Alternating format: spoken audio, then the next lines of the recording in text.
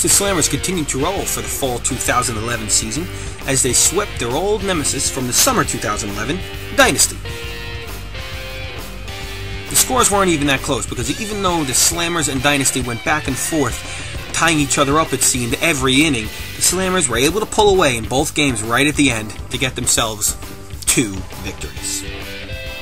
The Slammers have been putting up a lot of their runs this fall season without the use of the home run. They really do not have many as a team collectively. However, that was a little different this time around against Dynasty, as the Slammers relied on the long ball quite a bit more than they usually do. What do I mean by that exactly? Well, try this stat on for size. For the first time in Slammers history, they hit 3 grand slams in one night.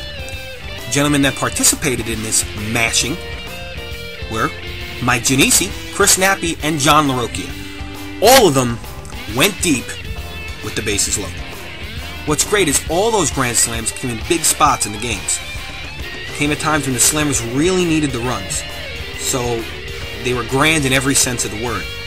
While watching a grand slam is exciting, watching 3 grand slams in one night is just, well, 3 times the excitement, you could say. But then it got me thinking, what's even more exciting than watching 3 grand slams? Eating a delicious Denny's Grand Slam breakfast, perhaps? Yeah. The only thing better than eating a Denny's Grand Slam breakfast would be watching a bunch of idiotic people fighting over a Denny's Grand Slam breakfast. Apparently one chick asked the other chick if she could borrow maple syrup for the pancakes in her breakfast. The girl looked at her and said, "Bitch, your pancakes look fine to me." And the boyfriends proceeded to beat the crap out of each other. And the girlfriends proceeded to scream at each other. This is actually real.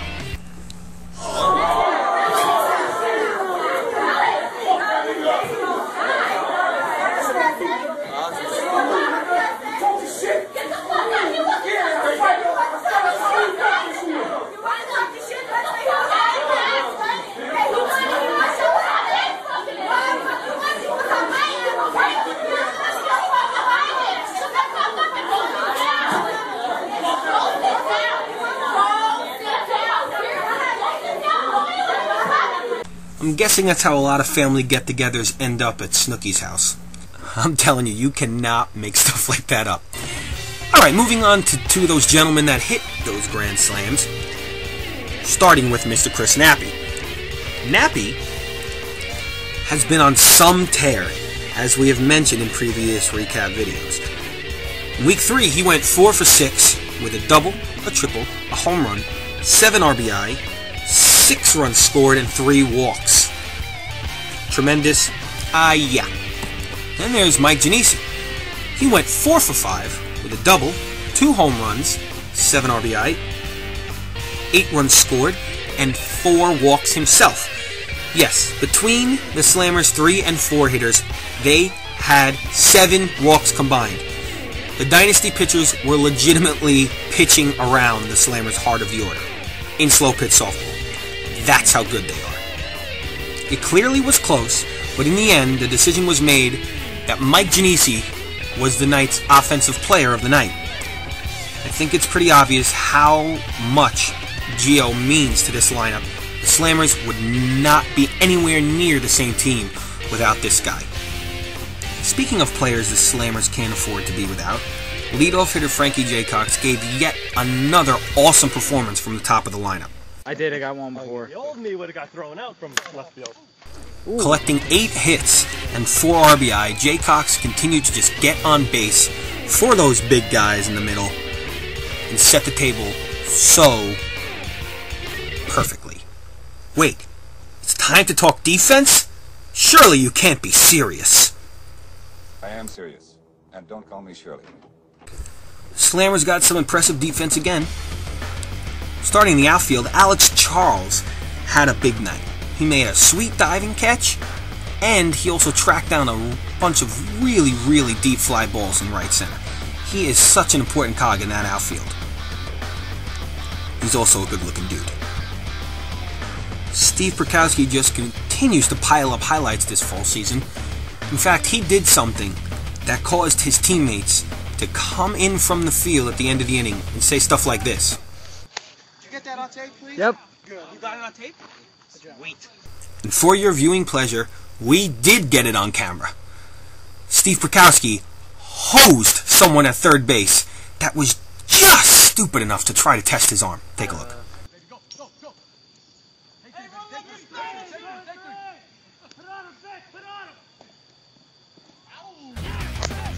Nice play.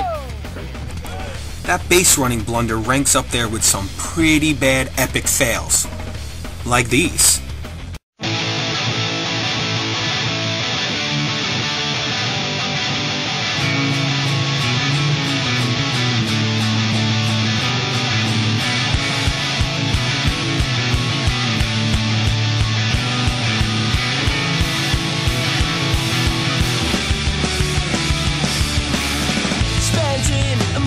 Unusual night in Prague with a one-eyed dog and a cat controlled by evil spirits. It scared us all to death. Victor was such a friendly monster. He knew Karela route, but God from Brisbane, nice to meet ya. I hope you liked your tour. Someday I got away. All that remains is the pictures I take inside. I go all with these memories. Someday it all goes away, and nobody's out there. I don't wanna be, I know. I go on with these memories, Bronzy Underground.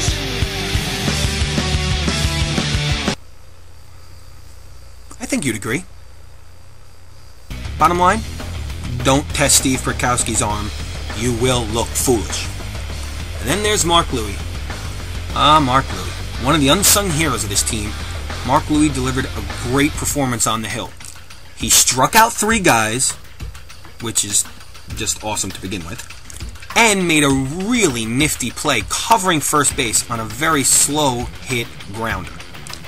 It's heads-up stuff like that that make Mark Louie a weapon defensively on the mound. And it's because of this that he has been honored as the Defensive Player of the Night.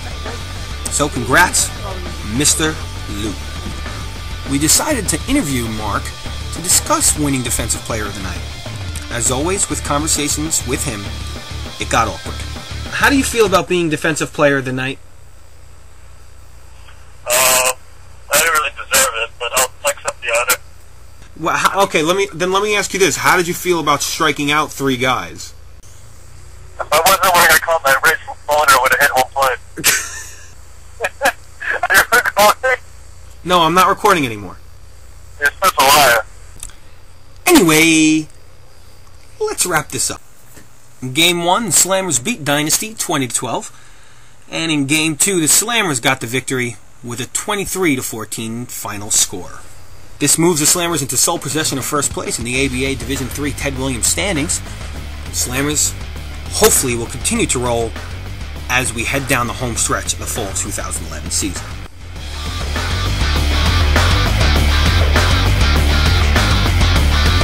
Watch out.